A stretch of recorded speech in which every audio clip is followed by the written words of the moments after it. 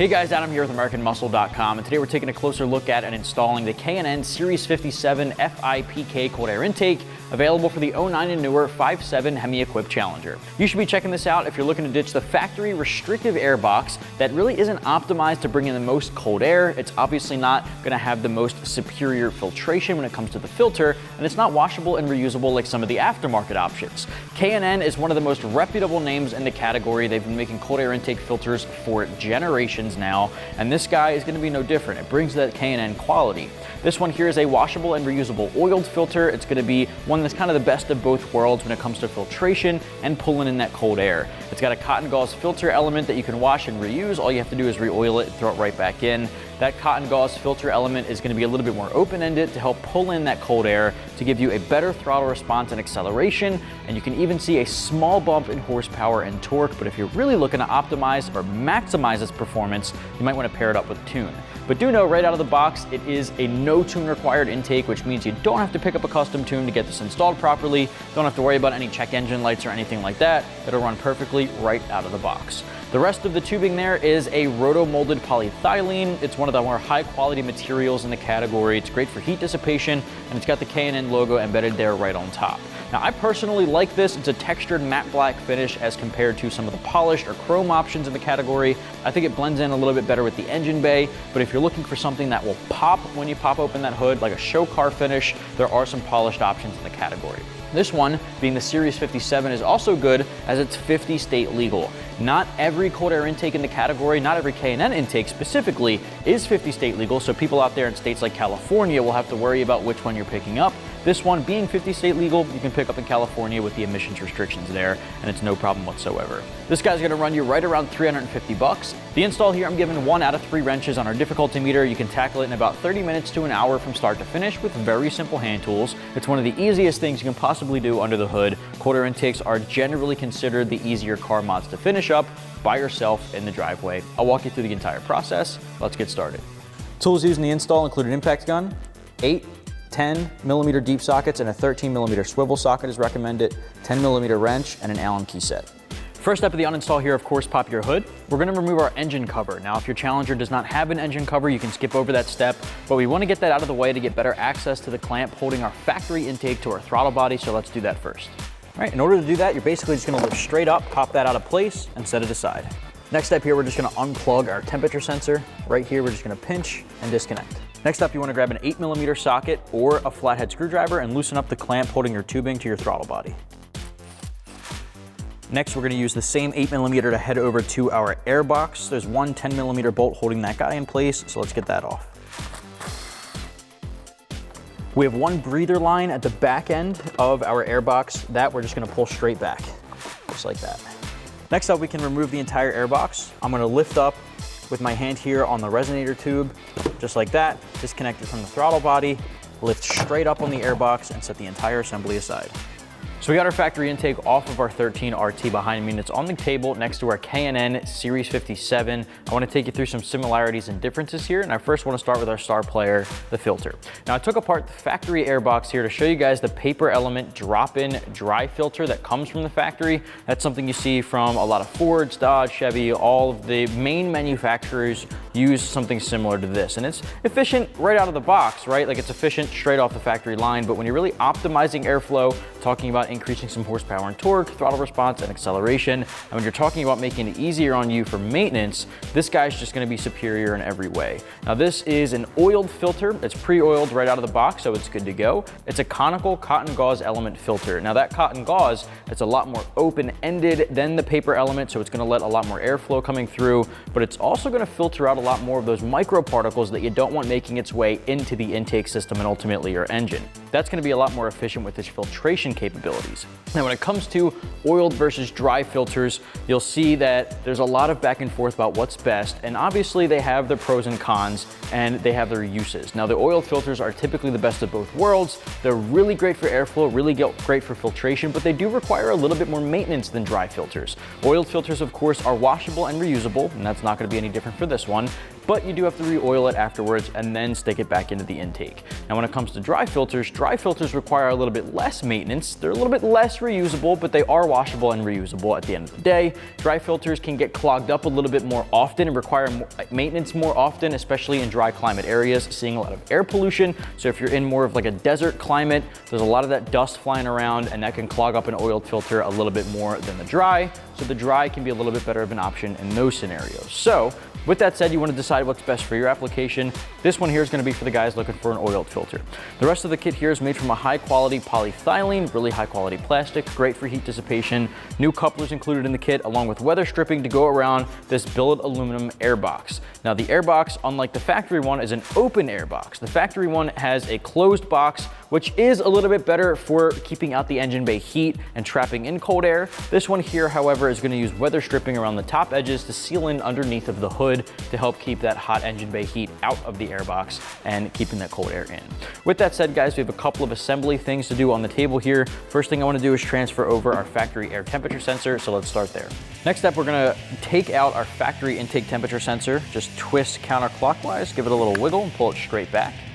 I'm going to set this guy off to the side and pull over our new tubing. The new tubing here comes with a little rubber grommet. We're going to line this hole with that rubber grommet. Just going to push that guy in place all the way around. All right, this is a super tight squeeze, but you just want to work that guy all the way around until it's seated properly, just like that. You should have half of it on the inside, half of it on the outside, and you can peek through to make sure it seats. From there, you want to take the factory temperature sensor, make sure it's aligned the same way it was out of the factory one, and you want to push it through. Now, this is going to be a really tight squeeze. It's going to take some trial and error here, and you want to make sure the grommet doesn't fall in, but you want to rotate back and forth and get it to seat through.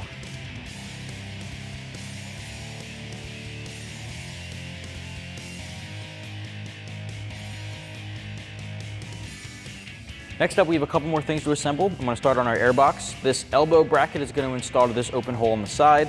Make sure you have one of the 10mm bolts along with a flat washer going through it. Washer on the inside, which I know you guys can't see, but it easily is accessible right on the inside. I'll show you guys what that looks like so you can see both sides just like that. Grab your 10mm deep socket and your wrench and tighten those down. Now before it gets too tight, you want to be able to rotate this guy upward just like that, so when it's inserted in the vehicle, you're able to bolt it down to the frame. Next, we're going to install this hex screw through the back side of the half circle bracket. It's going to sit right into that indent. You're going to take an Allen key, an appropriate Allen key size, hook onto the back. Next, you want to insert the bracket, the L bracket, along with a flat washer and the nylon lock nut, and we're going to tighten that guy down. Grab your 10mm socket and tighten down that nut. All right, now before it gets too tight, we want to be able to have some room for adjustment, just like we did with the actual airbox. Next, we're going back over to our tubing, install a couple of these couplers, one on each end. Make sure you have a clamp on the end before you insert it over the tubing, just to make life a little easier. Can be a little bit tight, you may need to loosen up the clamp in order to get it to flex.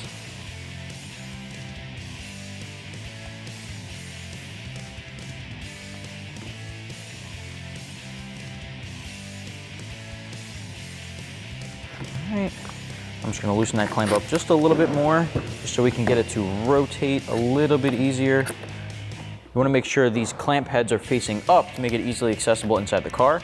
Take an 8mm socket or a flathead and tighten them down.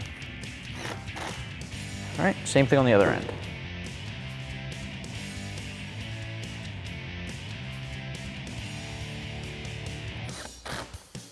Next up, we're going to install this clamp bracket, which is going to hug our tubing directly to the block. You'll notice that on the block under your valve covers, there's an open threaded hole. You're going to install it there. Take the bolt included in the kit, put it through the bracket, just like that. Take the sleeve, put it over the bolt, and then attach it to the block. You want to make sure that sleeve is on there. All right, so I'm going to thread this guy in by hand. I'm going to use a 13mm swivel socket. We don't want to over tighten it. We want to leave a little bit of room for adjustment, but I'm going to thread it in just like that so I can at least rotate this guy. We'll adjust it later if we need to, depending on how it fits. This next part may be a little bit difficult to see, but we're going to take this twisted bracket and install it underneath of the frame support right over the rad. Now, the bolt with the large washer is going to go in underneath. So you want to connect that, put the bolt up through underneath, hold that in with your one hand, insert another large washer above, and then your nut over top of that.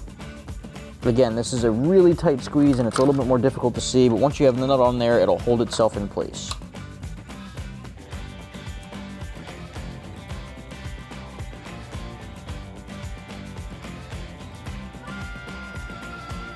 Grab your 10 socket if it's small enough and tighten it down from the top while holding it from the bottom with a wrench. All right, again, it's not something you want to over tighten. You want to leave some of that room for adjustment. Just make sure it's straight. Next, we can drop on our heat shield. It's going to come straight down. That L bracket or the elbow is going to fit up with the 8mm bolt from the factory. So we're going to put that guy in just to hold it in place. And you'll see the swivel bracket is going to attach to the other side here. Now we can tighten those down together. Grab your 8 socket and tighten on that factory bolt.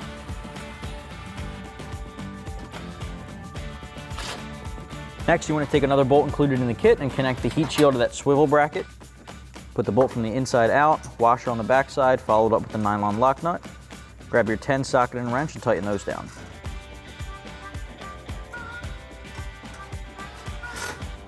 Next up, we're going to drop our tubing into place. Now we left this loose so that we can adjust it and bring it up. Connect your tubing to that first, and then lower it into position on the air box so it goes through, and then bring the other side over to connect to the throttle body. Just make sure you have a clamp on that side. Once you have that connected to the throttle body, grab your 8 socket and tighten that down. And so that's holding it in place. This guy's tight against it, and we can attach our filter. Take another clamp, put it on the end here. Then we're going to take our adapter and insert that on as well. Grab your 8 socket and tighten down that clamp. Next, we can do our filter. All right, for the filter, I like to make sure that this chrome line here, the silver line, is on the bottom. We can put our large clamp over that filter there, drop it into place. Can be a little bit of a tight squeeze, but once you get it on, you can tighten it down to that adapter. Make sure it's on and snug all the way around so it's seated properly.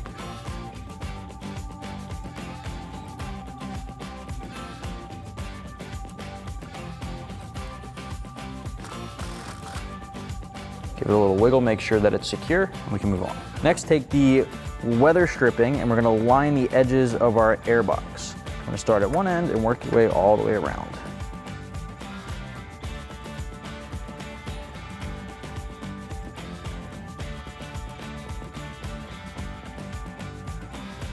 All right, perfect. Next, we can take off that factory breather line, just pull straight back, insert the new one included in the kit. All right, it's a little bit easier if you can twist it, make sure it seats all the way, pull it over and connect it to the hose tubing.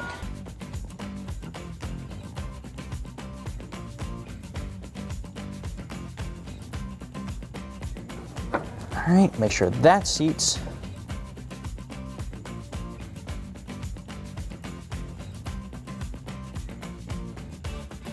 Now you can see the temperature sensor harness doesn't quite reach the new location just because it moved over an inch or so. So we have an extender. Let's plug that into the factory harness and then plug the extension into the temperature sensor. And this we can tuck down. Last step, we can lay our engine cover in place. Bring that guy back, use the oil cap as a guide. Press down on each of the corners and you're good to go. That's going to wrap up my review and install for the K&N Series 57 FIPK Cold Air Intake, available for the 09 and newer 5.7 HEMI Challenger. Get yours right here at AmericanMuscle.com.